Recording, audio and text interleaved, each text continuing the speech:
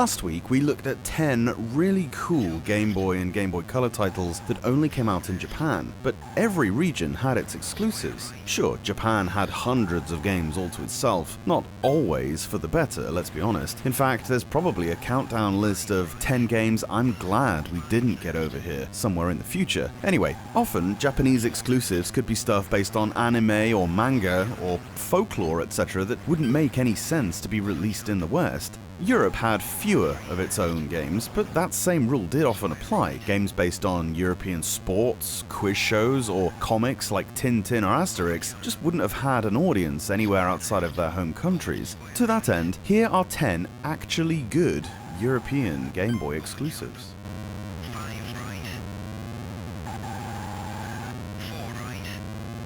Colin McRae Rally.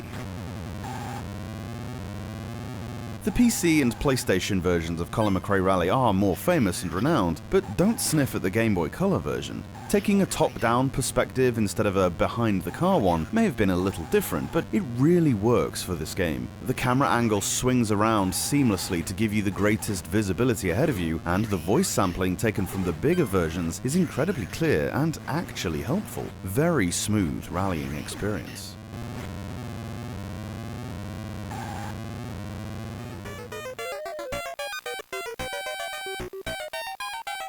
Castle Quest.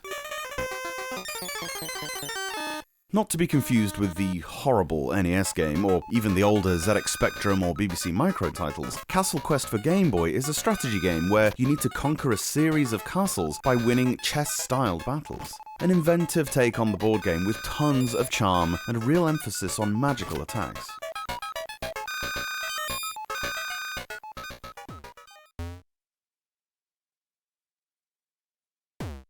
David O'Leary's Total Soccer 2000.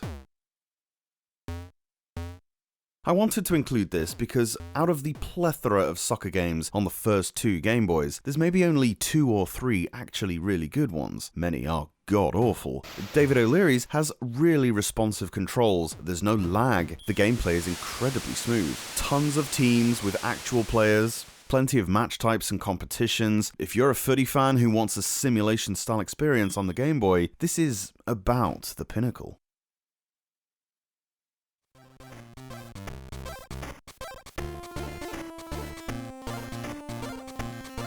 The Fish Files. Point-and-click adventure games are amongst the rarest on the Game Boy All-Color. Titles such as these often necessitate lots of text or levels big enough to explore and hide puzzles in, but Italian developers Seventh Sense were brave enough to try it. Follow Dante as he searches for his kidnapped fish in an endlessly charming, surreal, and humorous adventure that was, for some reason, cancelled in North America.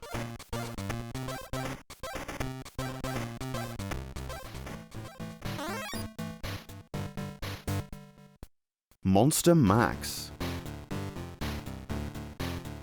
A very rare example of an isometric game that actually worked. Monster Max is what Altered Space was trying to be. The development of this game was hampered so much, release pushed back years, distribution scaled back to a minuscule amount, which is a real shame. It's, without hyperbole, one of the smartest puzzle games on the whole system, and the controls just work.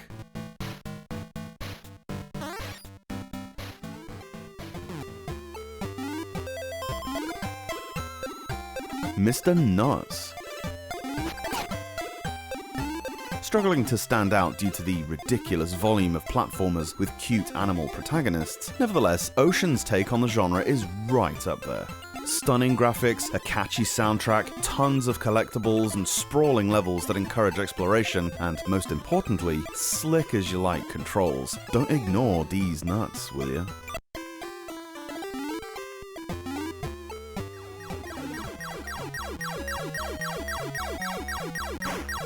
Starhawk. Like many European exclusives plagued by distribution issues, this original shoot-'em-up was going to be released in North America, but NMS Software didn't really have the clout to get it done worldwide. It's been re-released by Limited Run Games. Those folks have a real knack for rooting out those titles that really deserve a shot in the arm. Starhawk is definitely one of those.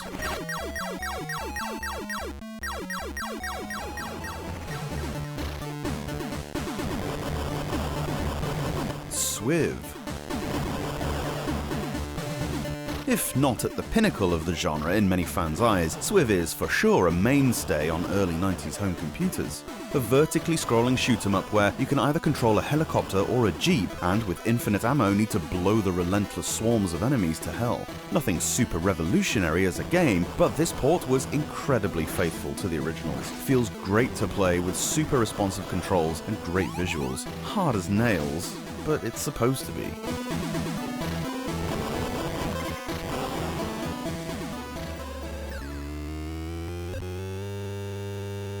V-Rally Championship Edition. Velez and Dubail were a development duo that had a real knack of pushing the respective envelopes of the consoles they were working on.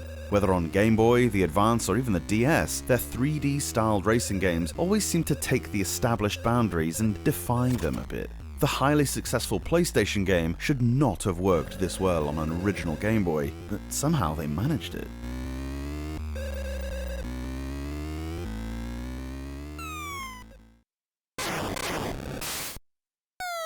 Worms.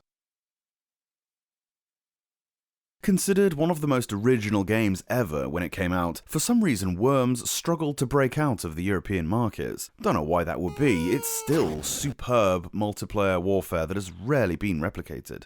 The Game Boy port is missing a few features here and there that the console or computer versions had, but what's there is still a ton of fun. The environment-destroying weaponry all works very impressively.